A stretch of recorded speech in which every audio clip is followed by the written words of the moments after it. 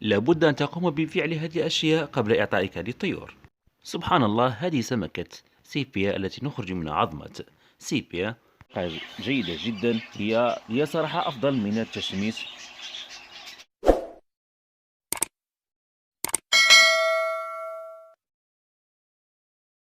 بسم الله الرحمن الرحيم، والصلاة والسلام على أشرف المرسلين. إخواني أخواتي كرام، السلام عليكم ورحمة الله. كيف حال عائلتي الغالية؟ أتمنى أن تكونوا في صحة جيدة.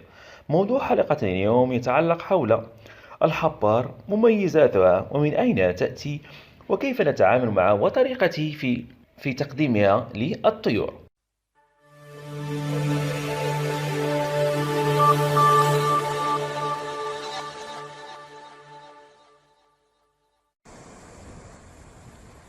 يعد الحبار من الكائنات الحية البحرية، والذي يعرف باسم سيبيا، ويتميز بشكله الانسيابي وعينيه الواسعتين وامتلاكه للعديد من الأذرع التي تساعده في الحصول على الغذاء والدفاع عن النفس.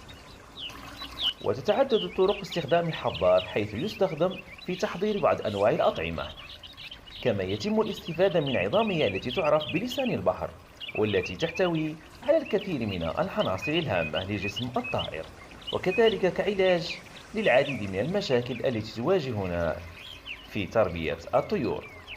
لكن قبل الدخول في الموضوع، أريد أن أنوه إليكم أحبابي الغالين أني سأقوم بوضع ملخص لكل فيديو.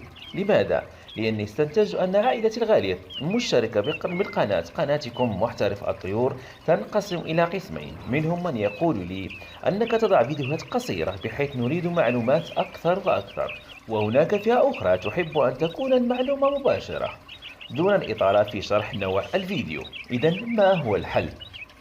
وعندما أضع فيديو طويل سأكتب في الدقيقة التي يوجد فيها ملخص الفيديو دون الانتظار. مفهوم يا غالين؟ إذا ملخص هذا الفيديو في الدقيقة: كيف نخرج عظمة سيبيان من السمكة. كما تلاحظون يا غالين، هذا هو شكل سمكة سيبيا بعد تنظيفه جيدا. نقوم بإزالة القشرة التي في الوسط ونخرج عظمة سيبيا.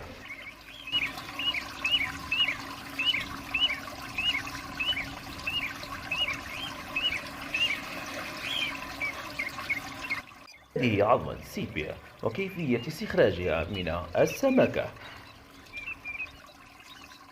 من فوائد عظمة سيبيا للطيور أنها تمد الطائر بأغلب حاجاته من جميع أنواع الكالسيوم. تحتوي كذلك على نسبة جيدة من الأملاح الطبيعية والمعدنية. تعمل على تقوية قشرة البيض، بحيث تجد أن إناث الباجي أو الكناري أو العديد من الطيور يضعن بيض ليس بصلب وينكسر بسرعة. في هذه الحالة وجب إعطائها للإناث.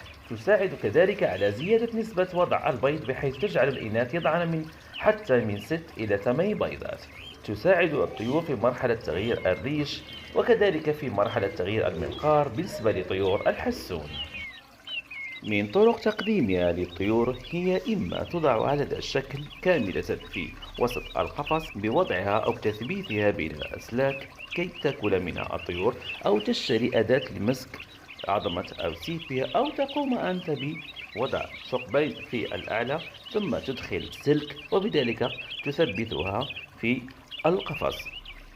هناك طريقة أخرى للطيور التي لا تأكل عظمة سيبيا، وهي مسك عظمة سيبيا وطحنها على شكل بودرة، وتوضع مع البيض المسلوق أو مع الباطي، أو تعطى في أداة وضع البذور بالنسبة لجميع الطيور التي عندك. هناك طريقتين أستخدمهما في تنظيف عظمة السيبيا. بالنسبة عند شرائك عند بائع الطيور تكون جديدة أخرجت من سمكة السيبيا، أقوم بتشميسها لمدة 6 ساعات حتى 7 ساعات في الشمس جيدا، ثم أقوم بحكها بأداة الحك. أزيل اللون الأسود الملتصق في عظمة السيبيا، وضروري من إزالة ذلك اللون يا غالين، ثم أقدمها للطيور كما قلت على شكل سيبيا أو بودرة. هذا في فصل الصيف، لكن في فصل الشتاء تكون الشمس قليلة أو منعدمة، حيث تتساقط الشتاء كما نعلم. لكن هناك طريقة أخرى حصرية أستخدمها أنا عند شرائي لعظمة السيبيا، وهي الطريقة التي ستشاهدونها الآن. كما تلاحظون يا غالين هو أنني قمت بشراء عظمتين من سيبيا على هذا الشكل بعد اختياري العظمة الجيدة. فعند ذلك عند بائع الطيور ستلاحظ أن عظمة سيبيا بها اللون الأسود، وهو عبارة كما قلت سابقا عن بكتيريا تكون في وسط السيبيا نزيلها، أو لا نشتري، من الأفضل أن تشتري الجودة الجيدة مثل هذه التي تشاهدونها الآن. قمت بقطع سيبيا إلى شرائح صغيرة على حسب ما تريدون أنت، فممكن أن تقوم بوضعها بالكامل أو فقط شرائح صغيرة. ملاحظة يا غالين كما قلت في الفصل الشتاء لابد أن تقوم بهذه الطريقة، لأننا نبحث عن الشمس ولا نجدها في فصل الشتاء. بعد ذلك قمت بملء أداة السلق بالماء، وبعد ذلك نضعها لكي تغلى لمدة 10 دقائق. بعد الانتهاء لمدة 10 دقائق نزيل عظمة سيبيا، بعدها نضعها في الفرن لمدة 15 دقيقة إلى 30 دقيقة حتى يتضح لنا أن عظمة سيبيا قد نشفت من الماء.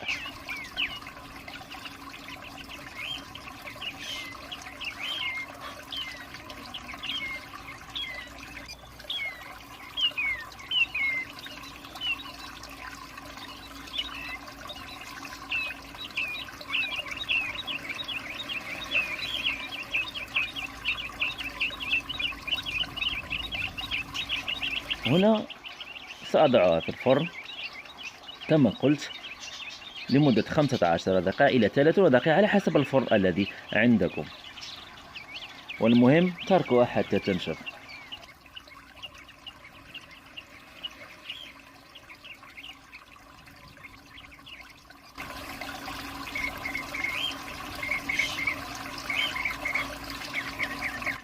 عند ذهابك عند بائع الطيور وقمت بشراء عظمة سيبيا، فقم بقطعها إلى أطراف أو إلى قطع كبيرة، ثم ضعها في الماء تغلى لمدة 10 دقائق.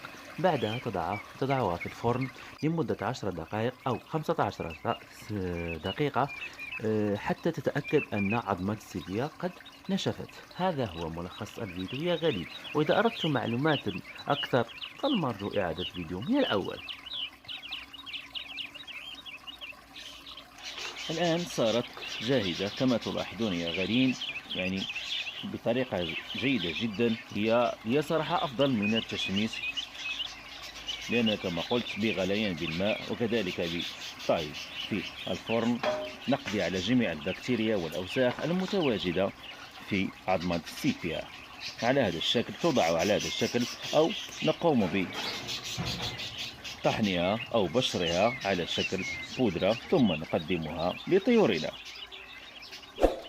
كان هذا هو فيديو اليوم يا غالي، لا تنسوا دعمي بلايك وأن تشتركوا بالقناة إن كنتم غير مشتركين. معكم أبو مكرم من قناتكم قناة محترف الطيور.